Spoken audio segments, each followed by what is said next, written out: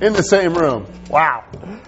Hi, I'm Jack Van Breen from Guitar Showcase, and that was definitely making music, which is what we're here to talk about every week. We're glad you're here to see us.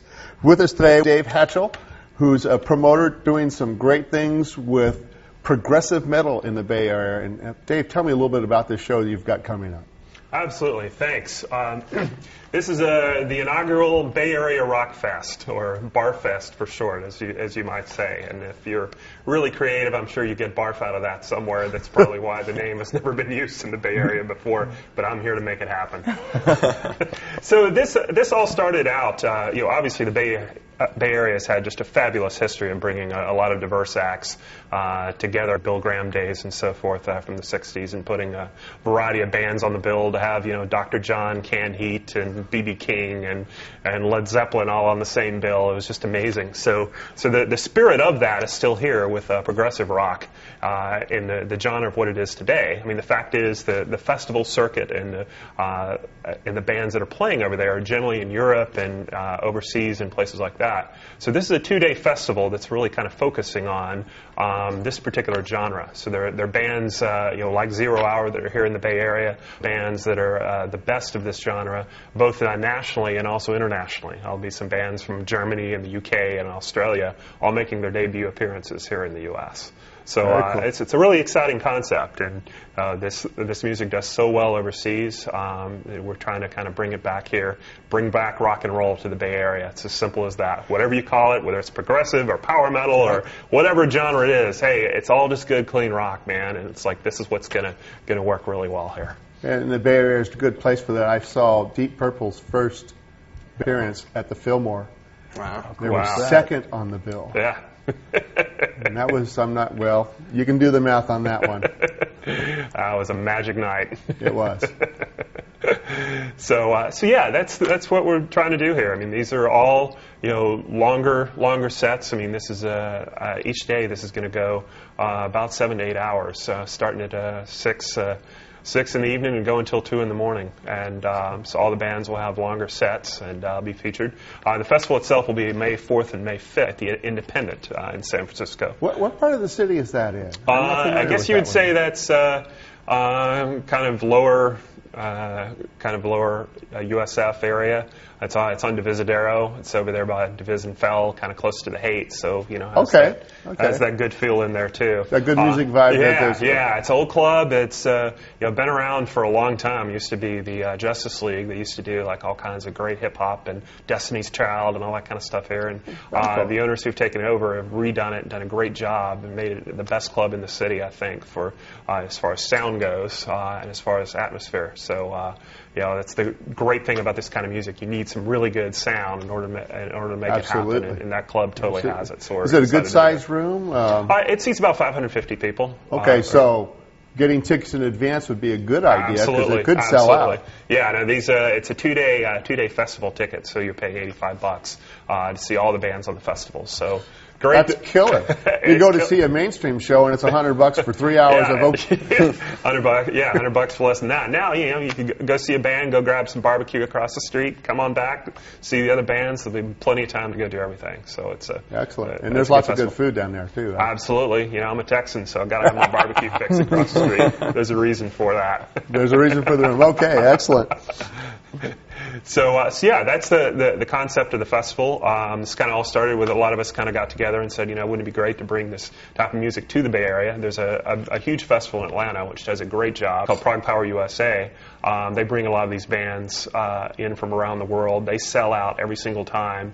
1,200 people from bands around the world. It does an amazing job. So we're bringing a lot of that style of music out here. Well, as our viewers know I'm a little bit old school here, and I'm not familiar with progressive metal, as it were, and I'm sure some of our viewers, I know I have one gentleman who's a little bit older than me, always says, I watch your show every week. So in honor of that, let's go to a clip with some of these bands so people have a better idea what we're actually talking about.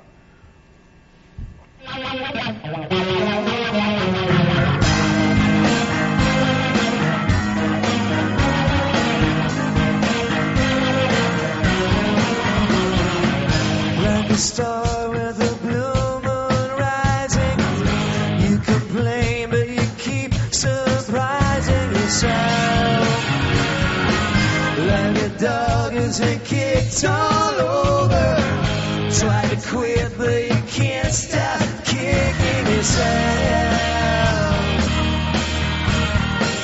It's the truth, it's a lie, love will never die. Don't you see it's like trying to climb out of your skin?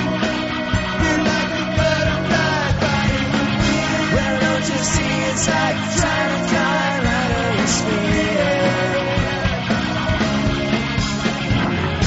You shut down, try to not be special. Lights are off, but someone always been held.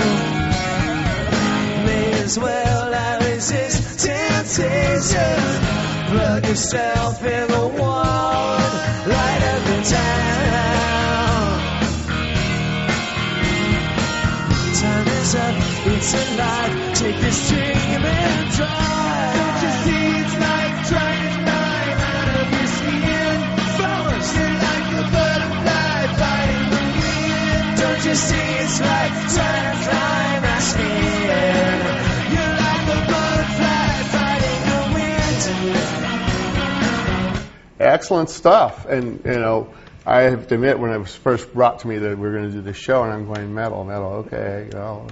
And that actually has a lot of the edge of metal, brought in with the chordal and melody structure of progressive rock like Yes and Kansas from when I was a younger lad. And it's really nice to see that, because it's a blending of that still is very musical in its approach, which I think is something that a lot of people have been missing as of late. You know, the pop stuff and the hip-hop and rap stuff is more rhythmic and less melodic, less lyrical.